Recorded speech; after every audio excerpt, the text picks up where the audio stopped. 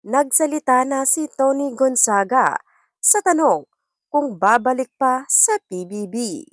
Nagsalita na si Ultimate Media star Tony Gonzaga Soriano kung totoo ba ang mga chikang babalik siya bilang main host ng reality show na Pinoy Big Brother sa muling pagbubukas ng bahay ni Kuya sa panibagong season. Sa panayam kay Tony sa isang FM radio station, sinabi niyang sapat na siguro ang 16 na taong pagiging host niya ito at it's about time na ibigay na ito sa iba pang host.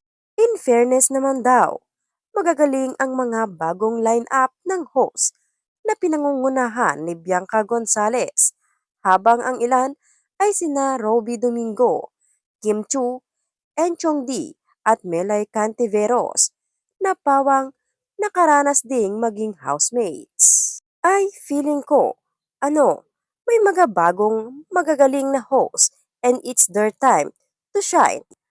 Ani Tony. Parang feeling ko the 16 years that I've given sa PBB, parang ano na yon. That was special and memorable in my heart. Pero sobrang gagaling na ngayon ng mga host ng PBB and I'm sure they will continue the legacy ni Kuya.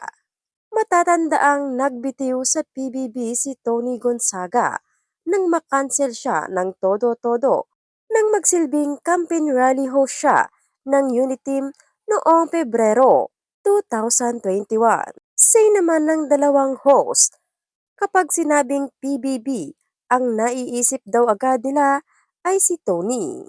Tugon naman ni Tony, baka dahil sa tagal na rin niyang host nito, kaya siya ang naiisip ng mga tao. Eh syempre, medyo 16 years siyang naging bahagi ng buhay ko, so part na rin yon ng aking pagkatao. Nagbabalik si Tony Gonzaga para sa pelikulang May Sassy Girl. Katambal si Pepe Herrera na mapapanood sa mga sinihan. Si Tony Gonzaga ay isang sikat na artista, host ng television at bituin sa YouTube sa Pilipinas. Ikinasal siya sa direktor na si Paul Soriano noong June 12, 2015 sa Taytay, Rizal. Pagkatapos ay ipinanganak ni Tony ang kanilang unang anak, si Severiano Iliot o Sevi, noong September 30, 2016. Noong August 11, 2023, sina Tony at Paul ay tinanggap ang kanilang pangalawang sanggol, si Paulina Celestine o Polly. Si Tony ay kapatid din ng sikat na YouTuber na si Alex Gonzaga.